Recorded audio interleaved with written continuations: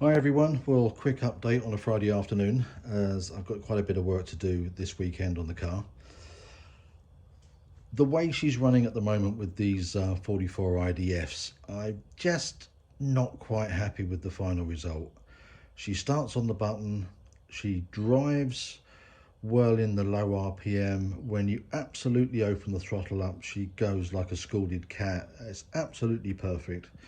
But in the mid-range, around about 3,500, 4,000 revs, if you just sit on a motorway, you can feel her, she's hesitating. And then if you suddenly go for the throttle, she hesitates a bit more. Not consistent. It wasn't like it before. I think it's getting worse. And I'm pretty convinced that somewhere on this manifold, or this carb combination, there is an air leak that kind of manifests itself when you're at sort of 3,000 RPM, you're on the motorway, the vacuum is going to be quite high in the manifold, probably the highest it is on the engine, and I think it's drawing air somewhere, which is upsetting everything.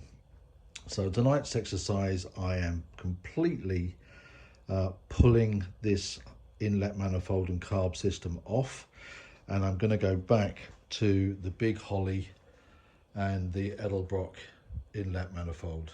The reason for that is that I need to be sure that I don't have a fueling problem or an electronic ignition problem. This has gone over to contactless points. All this has been happening over the last 4 months. The fuel pump's been upgraded, so there are a lot of changes on the car. And the simplest solution, rather than to keep messing around, is to go back to an inlet manifold that I know and a carb combination that I know ran absolutely perfectly. So I'm going to do that. It may look like a lot of work, but it's only really 2 or 3 hours work to pull this lot off, put the other one back on. Then tomorrow I'll probably give it a quick spin, see how she is. If I still have that hesitation, or it even feels under the throttle similar to this, I know it's not this carbon inlet. There must be something else wrong. But my gut feeling is, because the problems are happening at around about 3,000, 3,500 RPM on a motorway, when the butterflies are really not open very much, and she's just poodling along with quite a high advance on the vacuum, that this engine is sucking. I've got an air leak somewhere on this manifold that is really upsetting everything, and I can't find it.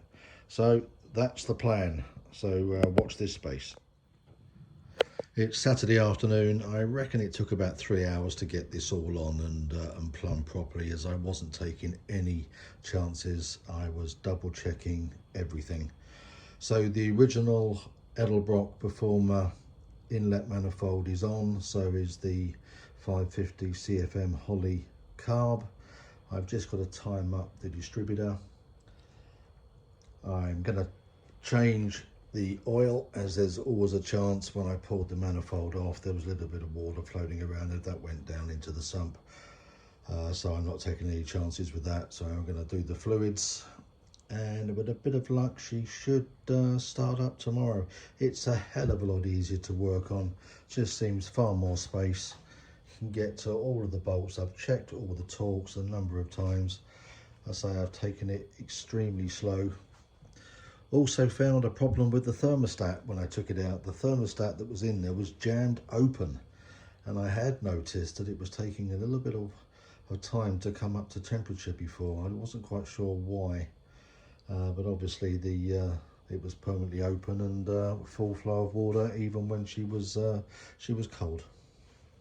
Here we are, finally done, back to our old self,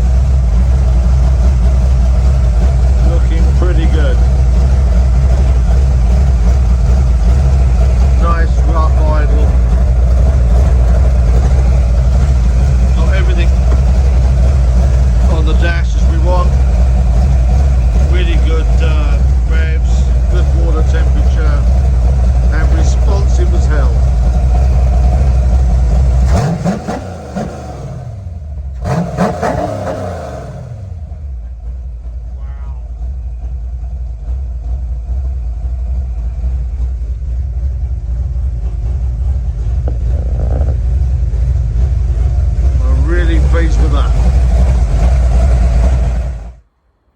Tuesday evening, and we've just given her the first shakedown run.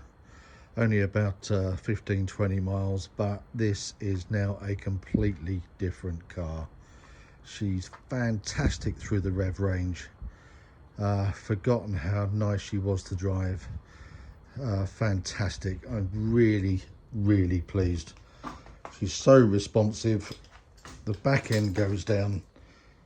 I'm actually over the moon. The electronic ignition I put in, it's better than it's ever been. It's ultra crisp, and there's not a miss in the system whatsoever. So I'm really pleased with that. So I'm going to consign the Webers to history.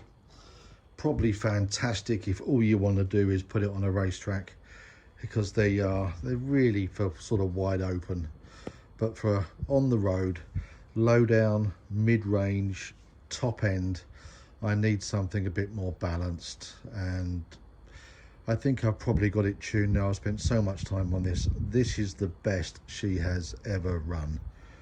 Absolutely blisteringly fast, to the point that even in a straight line, in fourth gear and in top, in a straight line, when you absolutely floor it, you've really got to just keep your hands on that wheel, because she feels like she's going to snap away at the back. She just goes down at the back and really shifts. I'm absolutely over the moon.